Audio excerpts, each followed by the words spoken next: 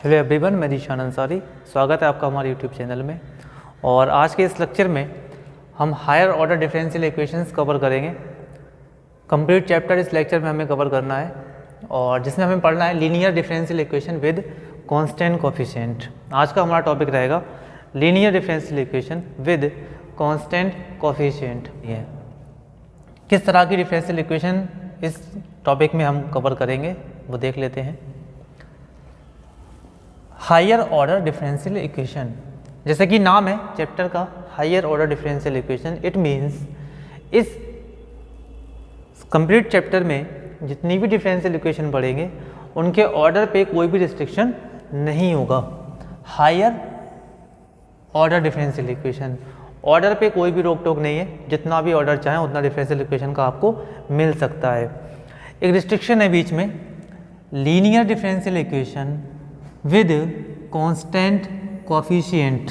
अपना एक अलग मतलब है इनका कि लीनियर क्यों बोला है इनको और हमने इनको कांस्टेंट कोफिशिएंट वाली डिफरेंशियल इक्वेशन क्यों बोला है। ये दोनों बात समझ लेते हैं। किस तरह की इक्वेशन होनी चाहिए जिसको हम लीनियर बोलेंगे या कांस्टेंट कोफिशिएंट वाली बोलेंगे।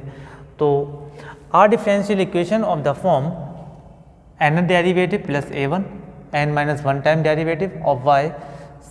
इस तरह से की इक्वेशन डिफरेंशियल इक्वेशन हमने लिखी। इसको लीनियर इसलिए बोलेंगे, आप जानते हैं डिग्री कितनी है 1, डिग्री 1, डिग्री 1 है।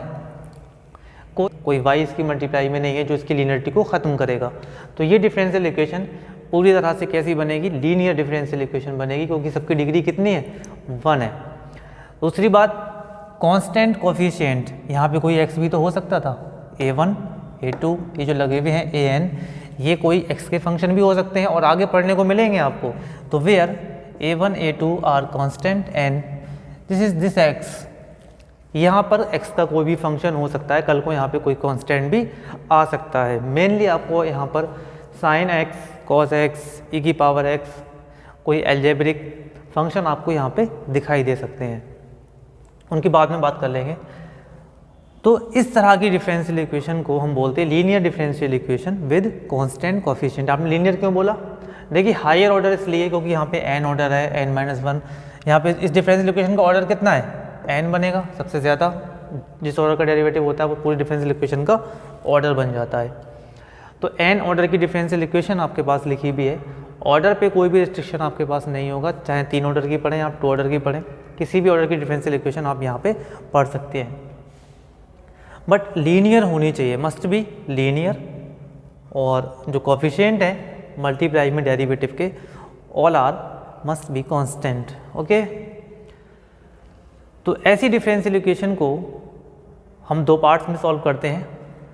तो CF निकलेगा इस वाले पार्ट का और PI निकलेगा इस वाले पार्ट का, यानी कि x का फंक्शन जो भी होगा। ये CF और PI हम कैसे फाइंड करेंगे वो भी हमें सीखना है। तो सबसे पहले हम देखते हैं कि हम CF कैसे लिखेंगे। एक बात और सुन लें, अगर ये x की वैल्यू यहाँ पर 0 हो जाती है, अगर ये x यहाँ पर 0 हो जाता है तो इस डिफरेंशियल इक्वेशन का जो कंप्लीट सोल्यूशन मिलेगा तो y = CF ओनली। यहाँ पर PI 0 हो जाएगा, PI आपको नहीं निकालना है, तो आप क्या लिखेंगे सीधे CF। ओके,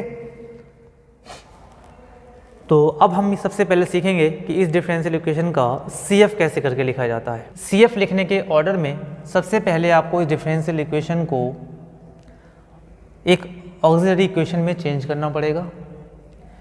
एक एल्जेब्रिक इक्वेशन में आपको इसको लिखना पड़ेगा। एल्जेब्रिक मतलब आपका जो डेरिवेटिव है, आप इसका सिंबॉलिक फॉर्म क्या हो जाएगी इसकी, dn/a1 dn-1y plus a2 dn-y2 up to इस तरह से an y = x, इस फॉर्म में लिख सकते हैं।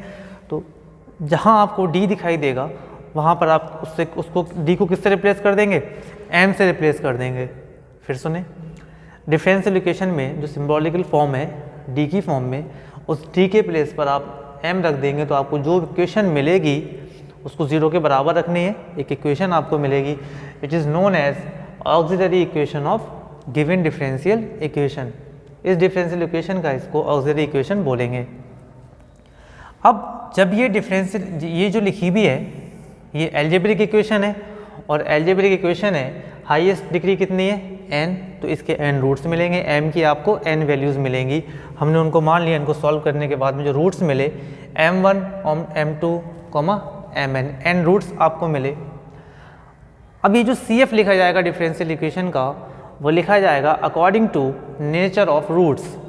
फिर सुने, इस डिफरेंशियल इक्वेशन का जो आपको CF लिखना है, कॉम्प्लीमेंट्री फंक्शन लिखना है, वो लिखा जाएगा according to nature of roots. जैसा रूट्स का नेचर वैसा हम यहाँ पे CF लिख लेंगे। तो सबसे पहले हम देखते हैं रूट्स का नेचर कैसे कैसे हो सकता है, किस किस तरह की पॉसिबिलिटी रहेगी रूट्स के नेचर में, वो देख लेते हैं।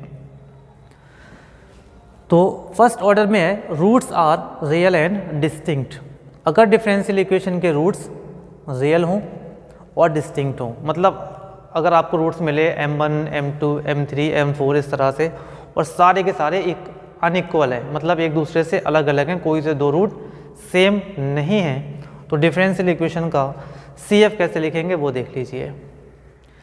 मैंने यहाँ पे कंसीडर कर लिया 3 roots m1, m2, m3, then how to write CF। देख लीजिए, CF equal to C1 e to the power m1x, C2 e to the power m2x plus C3 e to the power m3x। जितने roots उतने आपने यहाँ पे arbitrary constant लगाने हैं, C1, C2, C3। Actually ये जो कांस्टेंट आते हैं वो डिपेंड करते हैं ऑर्डर पे। डिफरेंशियल इक्वेशन का ऑर्डर जितना रहेगा उतने ही आपको यहाँ पे कांस्टेंट लगाने पड़ेंगे, आर्बिट्रेरी कांस्टेंट। तो ये रूट्स आप कहाँ लिख दिया करें, एक्सपोनेंशियल e की पावर में लिख देंगे, m1, m2 इस तरह से आपने लिख दिया। ये CF हो गया जब आपके रूट्स रियल हों और सारे के सारे अनइक्वल हों, कोई एक दूसरे के इक्वल नहीं है। इसी में केस ये भी तो हो सकता है कि कोई दो रूट एक जैसे हो गए, कोई दो रूट अगर एक जैसे हो जाते हैं और तीसरा अनइक्वल है। जैसे मान लीजिए आपको दो रूट्स मिले 1,1 और तीसरा मिल गया आपको 2, तो ऐसे केस में कैसे लिखेंगे, रूट्स अब भी रियल हैं बट कैसे हैं, दो इक्वल हो गए और तीसरा उनके अनइक्वल हो गया। उस केस में आप CF कैसे लिखेंगे वो देख लीजिए। ये दोनों इक्वल हैं m1, m2, तो इनके लिए C1 plus C2 into x। जब ये दोनों इक्वल हैं तो इनकी कोई एक जैसी वैल्यू होगी। जैसे m1 की वैल्यू अगर 2 है तो m2 की वैल्यू भी कितनी होगी, 2 रहेगी, तभी तो हम इनको इक्वल बोल रहे हैं। तो इनके लिए सेम लिखा जाएगा एक फैक्टर e की पावर m2x, जो भी होगा, m1 लिखते हैं आप यहाँ पे या m2 लिखें, मर्जी है आपकी, कोई इसकी वैल्यू m होगी, प्लस C3, तीसरा वाला m3 इनसे डिफरेंट है तो C3 इंटू e की पावर m3x। चूँकि रूट्स बराबर हैं लेकिन हैं तो रूट्स दो ही, भले ही वो दोनों आपस में बराबर हैं, तब इनके लिए कांस्टेंट कितने आएंगे, 1, 2, 3, C1, C2, C3। Arbitrary constant अब भी कितने रहेंगे, 3 रहेंगे। नेक्स्ट आपका है रूट्स आर कॉम्प्लेक्स। अगर रूट्स कॉम्प्लेक्स फॉर्म में आ जाएं, कॉम्प्लेक्स फॉर्म का मतलब है alpha plus minus iota beta. अगर इस फॉर्म में रूट्स हैं तो उनको आप कैसे करके CF लिखेंगे वो देख लीजिए। अल्फा यहाँ पे आएगा ब्रैकेट के बाहर C2 e to the power alpha x into bracket में C1 cos beta x plus C2 sine beta x। Actually होता क्या है, ये जो कॉम्प्लेक्स रूट हैं ये हमेशा कैसे मिलेंगे, पेयर में मिलेंगे। एक m1 की वैल्यू है तो दूसरा m2 की वैल्यू की, दो रूट्स हैं बट इनका जो CF लिखा जाएगा वो कंबाइन लिखा जाता है इस तरह से। ओके, इस तरह से हमने इमेजिनरी कॉम्प्लेक्स वालों का CF लिखना सीखा। और अब हम देखते हैं अगर हमें alpha plus minus root beta, ये आप बोल सकते हैं कि इरेशनल फॉर्म है। हालांकि इरेशनल चला किस में जाते हैं, रियल में ही चले जाते हैं। इरेशनल रूट्स रियल रूट्स में चले जाते हैं, तो आपको ज़रूरत नहीं थी इनको अलग से पढ़ने की। बट आप कभी हो सकता है कि आप कहीं पे क्वेश्चन देख रहे हैं तो उसमें उसने इस फॉर्म में लिखा है, तो वहाँ से कंफ्यूज ना हो। इनकी भी दूसरी फॉर्म लिखी जा सकती है और इनकी भी दूसरी फॉर्म लिखी जा सकती है। तो मैं इनकी दूसरी फॉर्म दिखा रहा हूँ alpha plus minus root beta की। e to the power alpha x C1 cos hyperbolic, क्या आएगा, हाइपरबोलिक, और ये जो रूट बीटा है ये एज इट इज़ यहाँ पे आ जाएगा C2 sine hyperbolic root beta x।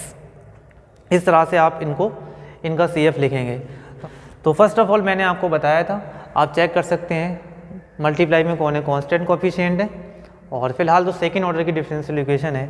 सबसे पहले आप इसके लिए क्या लिखेंगे, it's auxiliary equation. Okay,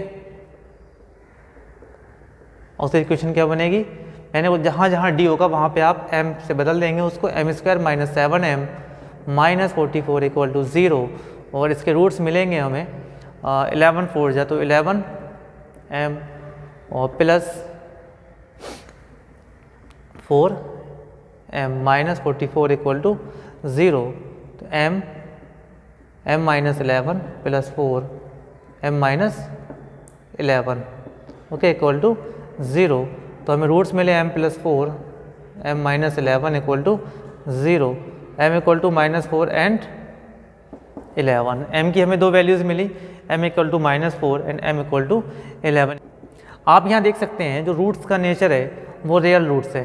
4 minus 4 and 11 real roots हैं और दोनों कैसे हैं, अनइक्वल हैं, एक दूसरे के इक्वल भी नहीं है।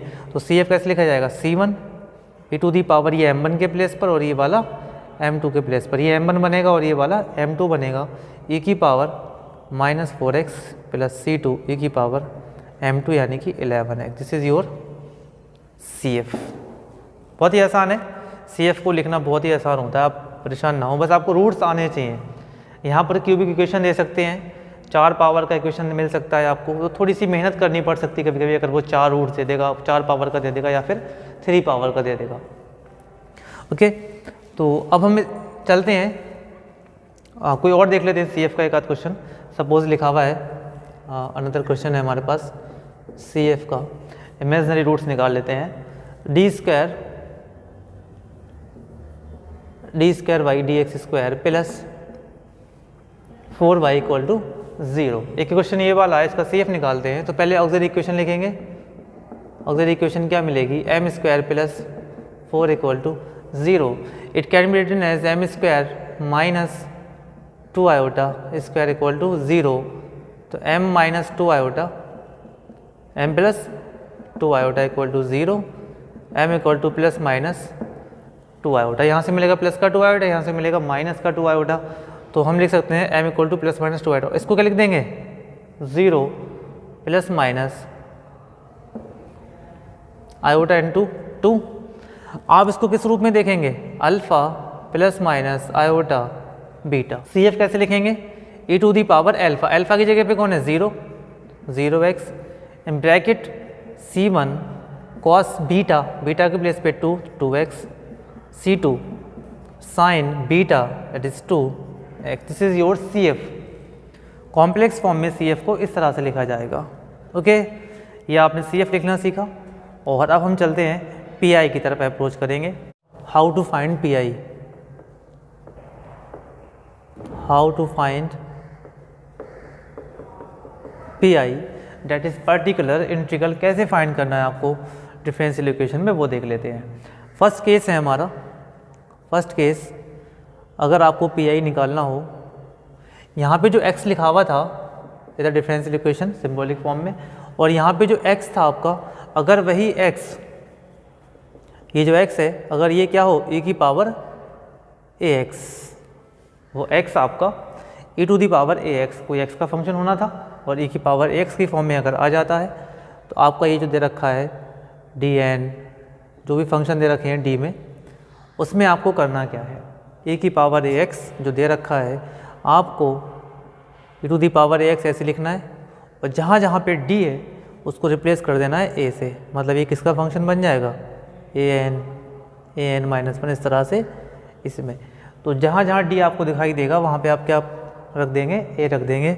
बट आपको याद ये रखना है, but f of a not equal to 0। जब आप e की पावर ax वाले फंक्शन का जो a की वैल्यू है आप d में रख रहे होंगे, d के प्लेस पर, तो आपको ये ज़रूर ध्यान रखना पड़ेगा कि वो 0 तो नहीं बनेगा। अगर 0 बन गया तो वहाँ पर कुछ और ट्रिक यूज़ कर लेंगे हम, वो भी डिस्कस करेंगे कौन सी ट्रिक यूज़ करनी है, बट ये आपको ज़रूर ध्यान रखना होगा। वेग से तो कैसे फाइंड करना है हमें इसका PI, CF आपने इसका निकाला, सभी लोग निकाल लेंगे इसका CF। बात कर लेते हैं इसके PI पे। तो PI के लिए हमें e to power fx, e to the power 5x लिखना है, और d square minus 3d plus 2।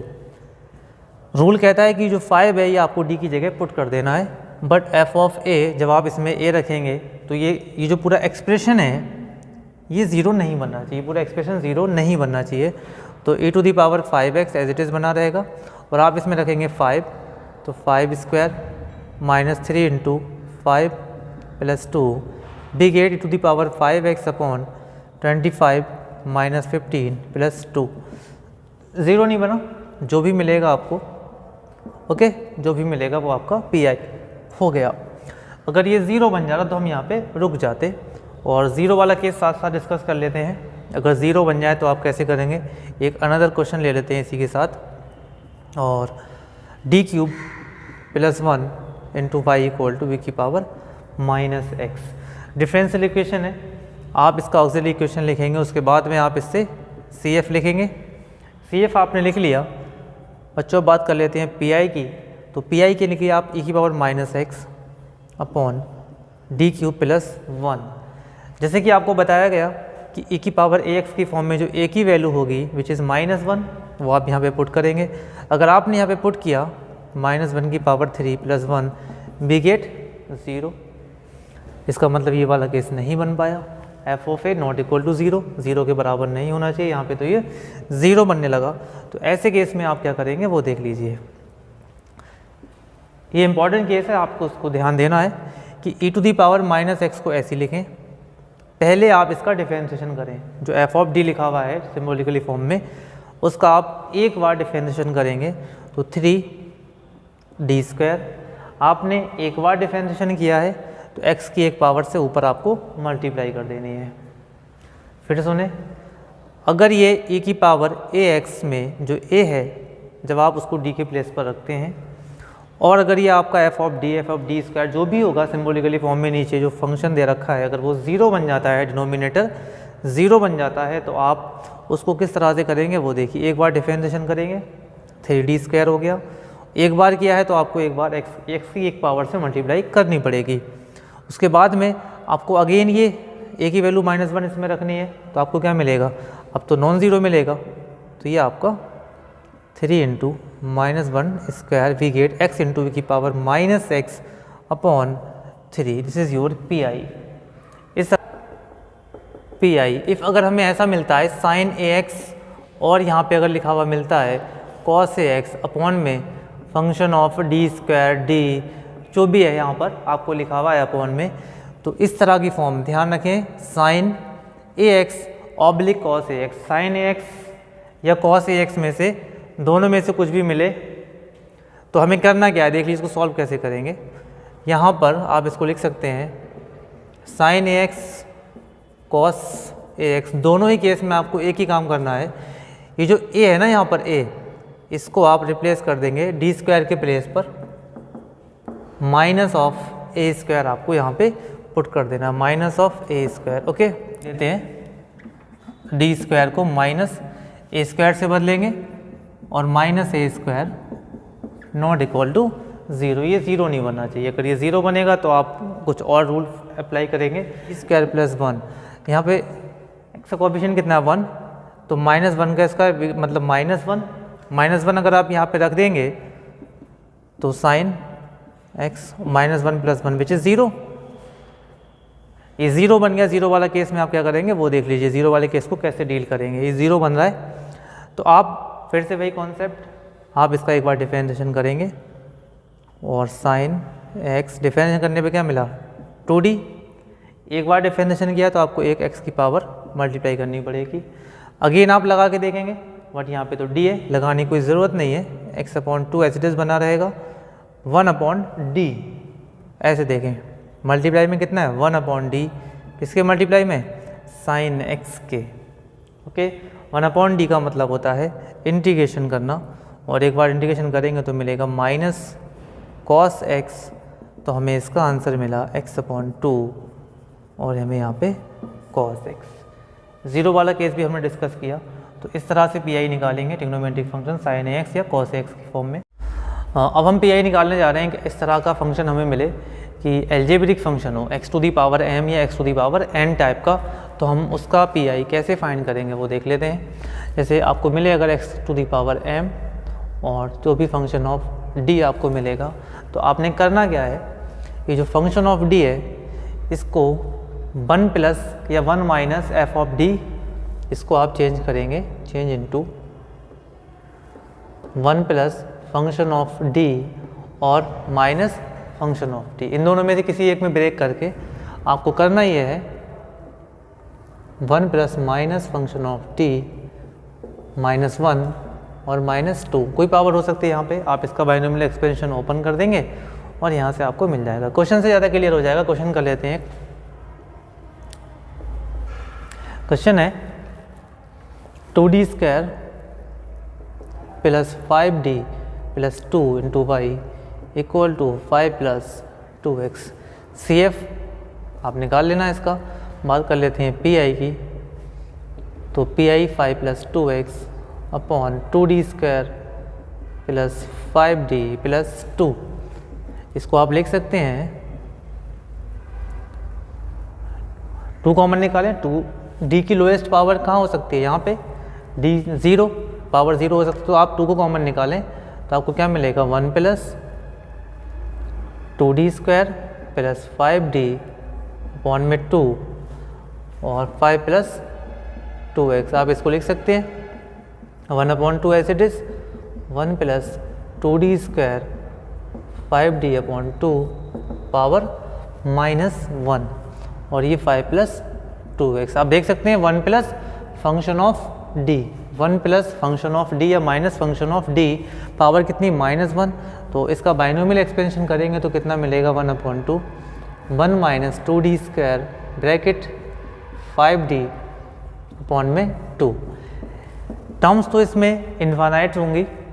इस एक्सप्रेशन में बाइनोमियल एक्सपेंशन के एक्सप्रेशन में इन्फानाइट टर्म्स होंगी, बट सब में हम देख सकते हैं d की पावर जो नेक्स्ट वाले में मिलेगी वो d स्क्वायर, सबसे कम पावर जो मिलेगी d स्क्वायर मिलेगी। और आप ये भी जानते हैं कि जो फैक्टर है 5 प्लस 2x ये इससे मल्टीप्लाई करेगा, d मल्टीप्लाई में आएगा। d मल्टीप्लाई में आने का मतलब है जितनी d की पावर है उतनी बार फंक्शन का डिफरेंशिएशन। और आप जानते हैं इस पे x की हाईएस्ट पावर कितनी है 1 है। इसका तो एक बार डिफरेंशिएशन अगर आप कर देंगे उसके बाद में 2 बार करेंगे तो ये 0 बन जाएगा। तो आप समझ सकते हैं कि जहाँ पे d की पावर 2 या 2 से ज़्यादा आएगी वो टर्म्स लिखने की ज़रूरत आपको नहीं है। वो इसका डिफरेंशिएशन करके इसको 0 बना देगी तो पूरी टर्म्स 0 बन जाएगी। तो इतना लिख सकते हैं आप, इससे ज़्यादा नहीं लिखें। 1 अपॉन 2 5 प्लस 2x माइनस, जब ये 5 प्लस 2x इस d स्क्वायर से मल्टीप्लाई करेगा तो 0 बना देगा, 0 प्लस यही टर्म 5d से करेगा तो 5 और d का मतलब है डिफरेंशिएशन, तो कितना मिलेगा इनटू में ये 2 और अपॉन में कितना है 2 लिखा हुआ है। सारी टर्म्स क्या हो जानी है 0 हो जानी जितनी टर्म्स होंगी। 1 अपॉन 2 5 प्लस 2x और 5 2 10 माइनस के 5, तो 5 प्लस 2x और यहाँ से रहेगा माइनस, तो कितना 5 2 10 और 2 5 10 तो 5 माइनस 5 यानी कि कितना मिल जाएगा आपको x। This is your PI। यहाँ पे ये x square d square minus 1 into y equal to cos hyperbolic x plus sine x cos x। आप देख सकते हैं इसमें 3 तरह के फंक्शन है, एक तो ये हो गया, एक साइन x और यहाँ पे ये x square. Cos hyperbolic x plus sine x plus x square upon d square minus 1। It can be written as cos hyperbolic x upon d minus 1 d plus 1 plus sine x upon d minus 1 d plus 1 plus x square upon d square minus 1। सोचें आप cos hyperbolic x का formula PI निकालने का अभी तक आपको बताया नहीं गया। इसका मतलब, और आप पूरी बुक में अगर कहीं भी ढूंढ लें कॉस हाइपरबोलिक एक्स के लिए कोई पर्टिकुलर फार्मूला नहीं है PI निकालने का। तो हमें करना क्या है, हम जानते हैं कॉस हाइपरबोलिक एक्स को एक्सपोनेंशियल की फॉर्म में लिखा जा सकता है कुछ इस तरह से अपॉन 2। तो आप यहाँ पे पुट कर सकते हैं तो कितना हो जाएगा e to the power x upon में d माइनस 1 और ये d plus 1 2 plus e to the power minus x 2 into d minus 1 and d plus 1 plus sine x। इसको ब्रेक करने की ज़रूरत नहीं थी क्योंकि ये तो स्क्वायर पावर मांगता है, एक से ज़्यादा पावर। तो यहाँ पे आप जानते हैं 1 है इसकी value minus 1 square that is minus 1 plus यहाँ से माइनस कॉमन निकालेंगे तो ये बन जाएगा, ऊपर ले जाएंगे 1 minus D square power minus 1 and ये एक्स स्क्वायर। यहाँ पे देखें आप जो समझने वाले हैं। अगर यहाँ पे फंक्शन ऑफ डी में डिनोमिनेटर में कई सारे फैक्टर्स लगे हुए हैं, लीनियर फैक्टर्स, और यहाँ पर e की पावर ax लगा हुआ है, जो भी होगा a की जगह पे 1 2 3, फिलहाल यहाँ पे 1 है, या जो भी हो, आप उस d की जगह जैसे रिप्लेस करेंगे, भाई e की पावर ax वाला कॉन्सेप्ट तो यही कहता है ना, जो a होता है वो d की जगह रख दीजिए। रखने पर होगा क्या, यहाँ रखेंगे तो 1 1 2 हो जाएगा, बट यहाँ पे रखेंगे तो 1 - 1 0 हो जाएगा। तो जहाँ दिक्कत नहीं है वहाँ रख सकते हैं आप, इसमें कोई दिक्कत नहीं है आपको। तो 2 2 = 4 हो जाएगा, और d - 1 इसको अभी आप ना रखें। e⁻⁻x अगेन इसमें रखने पे कोई दिक्कत नहीं, इस पे रखने पे 0 बनेगा, तो यहाँ पे फिर से -4 मिलेगा, और ये d+1 इसको एज इट इज रहने दें sin x, और ये बन जाएगा -2, और यहाँ से देख सकते हैं 1 + d², आगे जितनी भी टर्म्स आएंगी उनमें d की पावर 2 से ज़्यादा होने वाली है, और यहाँ पे x की हाईएस्ट पावर कितनी है 2, 2 बार डिफरेंशिएशन करने पे ये कांस्टेंट बनेगा, और तीसरी बार में ये 0 हो जाएगा, तो सारी टर्म्स को 0 कर देगा। यहाँ x की d की जगह 1 रखने पर, यहाँ पे a की वैल्यू 1 है, ये रखने पर ये 0 बन जाएगा। तो 0 वाले केस में आपको याद होगा मैंने क्या बताया था, e⁻x एज इट इज़, इसका एक बार डिफरेंशिएशन दैट इज़ 1, और x की एक पावर आप मल्टीप्लाई कर देंगे ऊपर। ओके, सेम यहाँ पे रहेगा, ये माइनस है, -x/4 e⁻−x minus sin x/2, और यहाँ से जो मिलेगा आपको देख लीजिए x² और -2। Method number 4, e⁻ax into v upon function of d,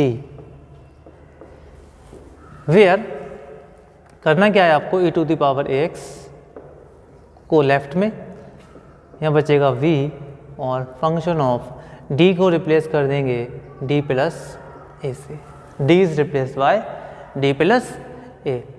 तो आपको यहाँ पे ये ध्यान रखना है कि ये v होगा क्या, वेयर v इज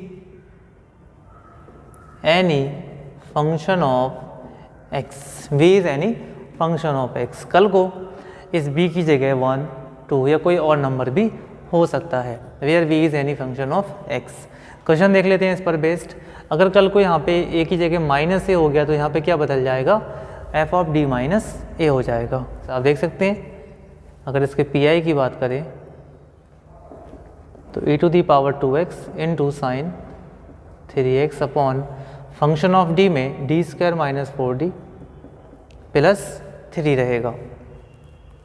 कंसेप्ट है e⁻ax इंटू v, यहाँ b किसका फंक्शन हो गया, x का कोई फंक्शन यहाँ पे sin 3x है b की जगह पे।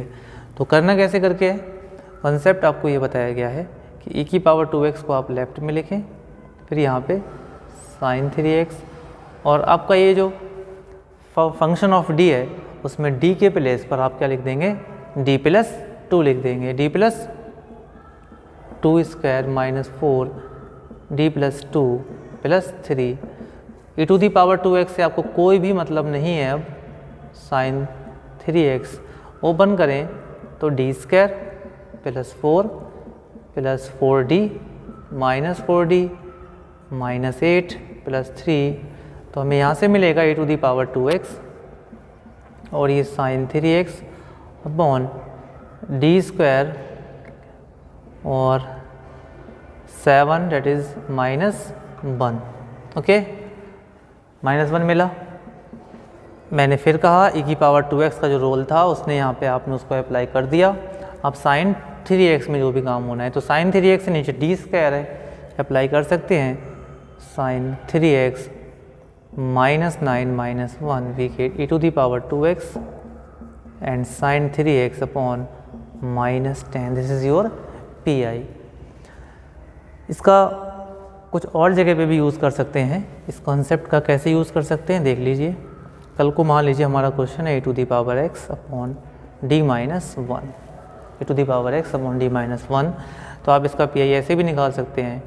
इसकी मल्टीप्लाई में यहाँ पे 1 ले लीजिए, e⁻x, तो 1 यहाँ बचेगा, और ये इसमें 1 ऐड करता हुआ हट जाएगा, यानी कि d+ इस d की जगह क्या रख देंगे आप, d+1, पहले से -1 है तो यहाँ -1 आ जाएगा। तो ये क्वेश्चन क्या बनेगा, e to the power x 1/d। और अब जानते हैं सॉल्व इसके साथ ही होगा 1 divide by t, that is इसका मतलब क्या हो गया 1/d का मतलब होता है इंटीग्रेशन। तो x के रिस्पेक्ट में इंटीग्रेशन करेंगे 1 का तो कितना मिल जाएगा x, इट इज़ x की पावर x। तो यहाँ से भी कॉन्सेप्ट ऐसे भी ये काम में आ जाता है, बहुत जगह पे इस तरह से काम में आता है ये। तो उसके लिए जब भी आप इसको लगा रहे हैं तो आपका जो f ऑफ d है उसको आप लीनियर फैक्टर में ब्रेक कर लें।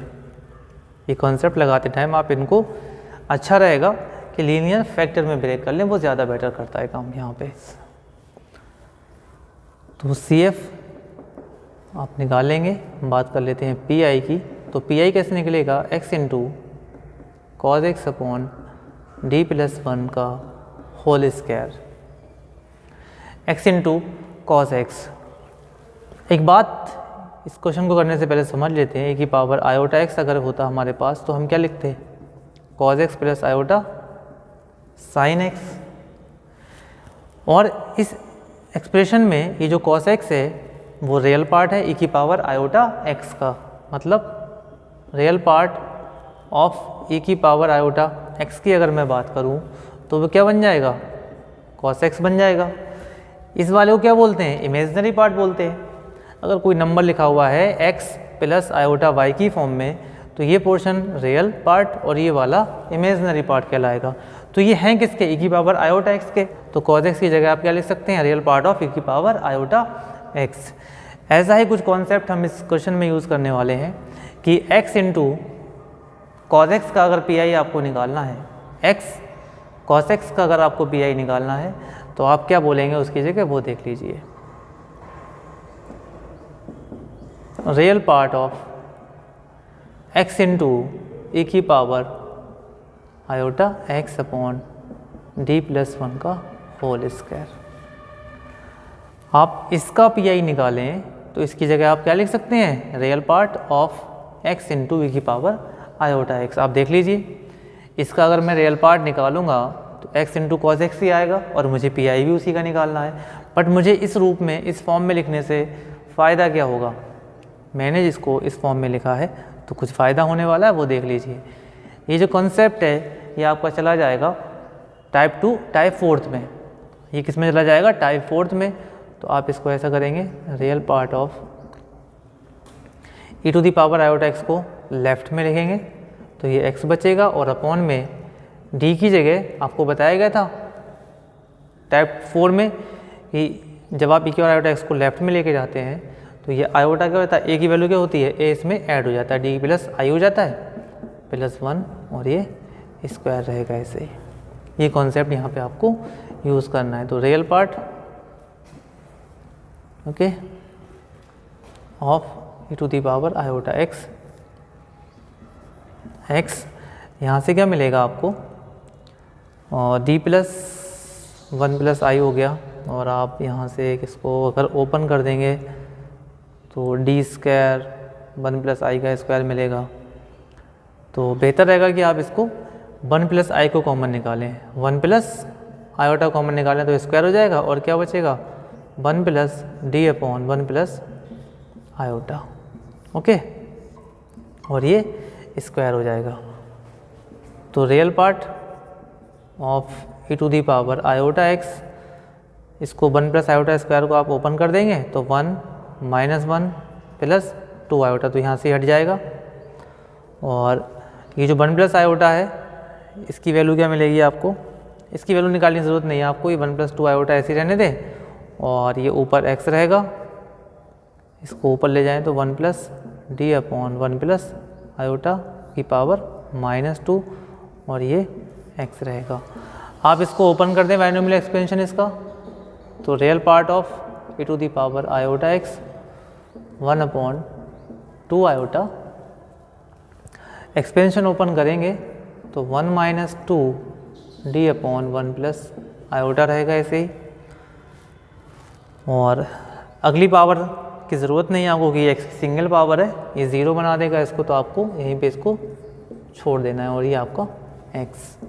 तो real part of e to the power iota x 1/2 iota, तो x माइनस डिफरेंशिएशन करेंगे तो 2 बचेगा और ये 1 प्लस आयोटा मिलेगा। आप इसको सॉल्व कर लें।